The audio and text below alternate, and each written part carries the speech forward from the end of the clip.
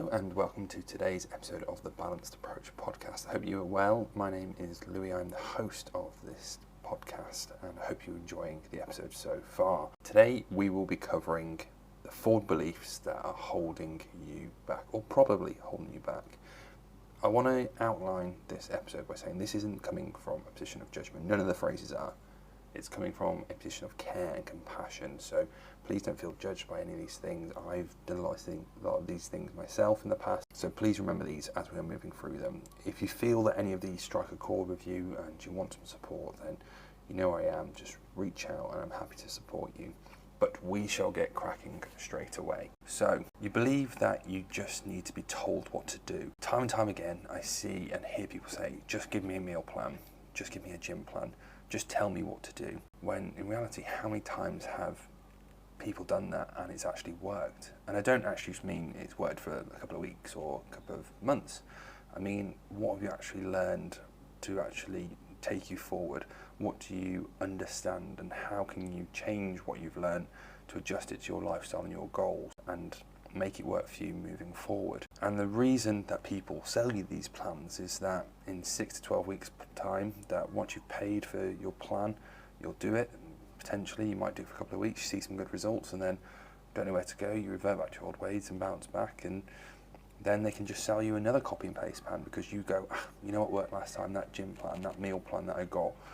And this person's just got a library of gym plans or meal plans that they can just sell you at a lump sum at a great cost, and it just repeats that cycle of learning nothing, going back to the old ways. So it's a great idea, it's a great business model for them, making money, but it's not actually teaching you anything, it's not coaching you, and it's not in your best interest. So the reality is that you need support in understanding how to make the best decision for you. And this is something that I've worked with a lot of people throughout their journey with me, is actually us picking apart what's important to them, how we're going to adjust the perfect way to do things and go, actually, perfection doesn't really exist in the real world, and how can we make your decisions slightly better, how to make these changes work for you, your lifestyle and your goals. And it's like the old adage, if you give a man a fish, you feed him for a day. If you teach a man to fish, you'll feed him for a lifetime. So maybe you need to take a different approach with your eating and lifestyle changes. The second belief that's probably holding you back is that you believe you just need to be a little bit stricter. So have you ever felt that you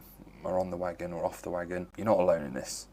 I've done it myself many times, but this mindset sets you up to fail. You're either on the wagon, you're on plan, you're feeling really strict, you're not able to socialise, it's not very enjoyable, you're living like a monk, hiding away from everything and doing the same thing every day repetitively and not really enjoying it. And it's not really a plan for the long term, it's a short-term solution for a long-term problem. So reality is you probably just need to find a way to be more flexible. The strictness that you are trying to enforce on yourself is causing you to break and revert back to your old ways, when we actually need to find a way that allows you to achieve your goals, be flexible in your approach and allow you to live a life and essentially thrive.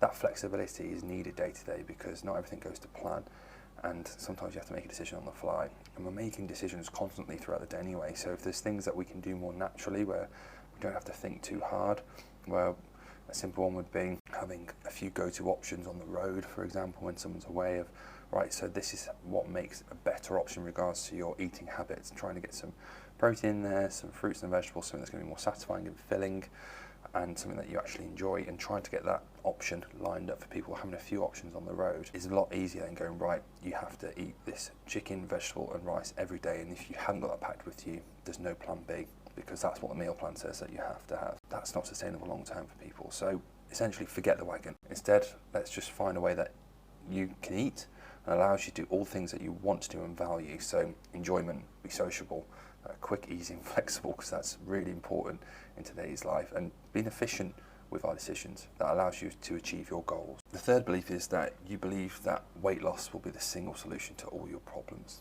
And I'm sorry to say that, but if you feel that weight loss will result in you being happier, it's probably a half truth or often a symptom for people. We're just conditioned to go straight to, I need to lose weight, as I don't feel right, I don't feel comfortable, I don't feel happy.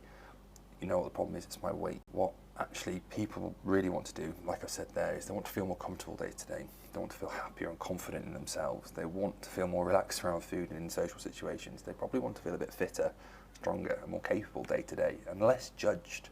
And when I talk about judgment, it's actually less judged by themselves than anywhere else, that we almost project our judgment on our weight to ourselves and to other people and say, well, they're obviously going to judge me because I'm judging myself.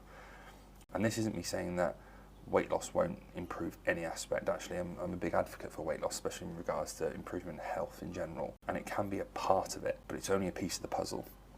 Otherwise, every person who did a silly detox diet for 21 days, and I include myself in that, and that isn't me saying the person's silly, that's saying the detox diet is silly, then they would be happier once they've lost that weight, and then keep doing the things that have enabled them to lose weight on that detox diet long term, which we don't see. People see it, again, short-term solution for a long-term problem. So this is something that I've helped countless people with when they reach their weight loss and health goals, that after a few weeks and months where we focused on weight but also other things alongside that, because yes, people want to manage their weight and can probably improve their health by reducing some of that, but actually by doing healthy habits usually leads to weight loss as well. We've discovered the stuff that we've actually been working on alongside that, where we're trying to make them feel more comfortable day to day, happier and confident in themselves, becoming more relaxed around food and social situations, giving them the tools to do that, working on their fitness, getting them stronger and feeling more capable day to day, and also working on that self-compassion where we're being less judgmental of ourselves. Those are the things that are making a huge difference and things that they're probably going to keep long term.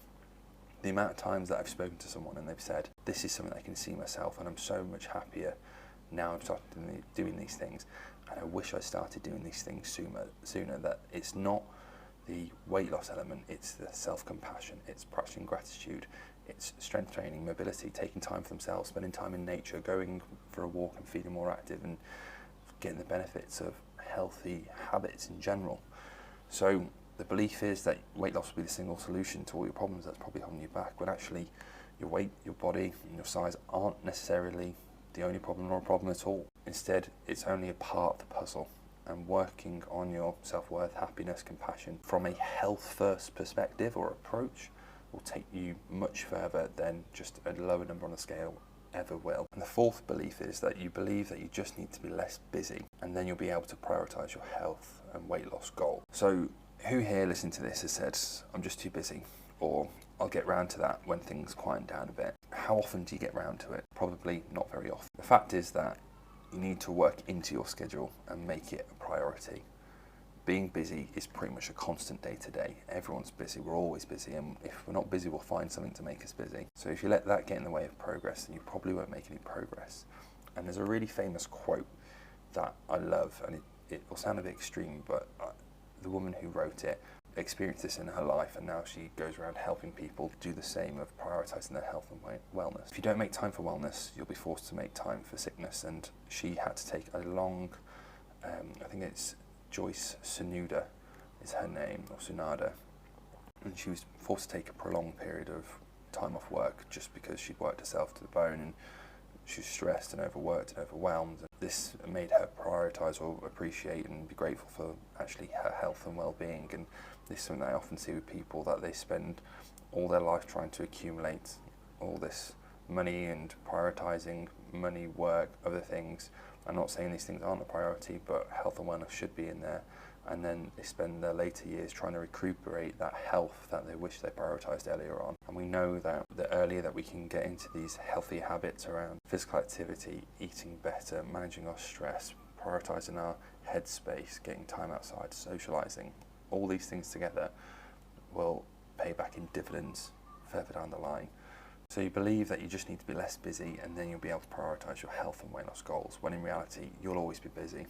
Life just happens, and you need to be able to prioritise fitting your health and wellness goals around your busy schedule, because if you can squeeze it in then, that means that it's going to stay consistent. And we've spoken about having that discipline, of building that in there on the previous episodes. So often being too busy is a sign of how much you might need support in making sure that you can build that momentum and that confidence and competence towards your goals without letting things that really matter slip. And that's sort of things like your family, health, work, happiness, friends, socializing, all these other things. So getting that support in place can really help you manage to squeeze that into your busy schedule whilst also not letting other things that matter to you slip. And that is it. So thank you very much for listening to today's episode of the Balanced Approach podcast. I hope you've enjoyed today's episode. If you have any questions or queries or would like to reach out to me, please do. I am at Louis Padian Nutrition, which is at LOUISPADIAN Nutrition on Instagram, Facebook, TikTok, all social media platforms. Remember to like, follow, subscribe for more episodes and to keep up to date on the Balanced Approach podcast. And I look forward to speaking to you on the next episode.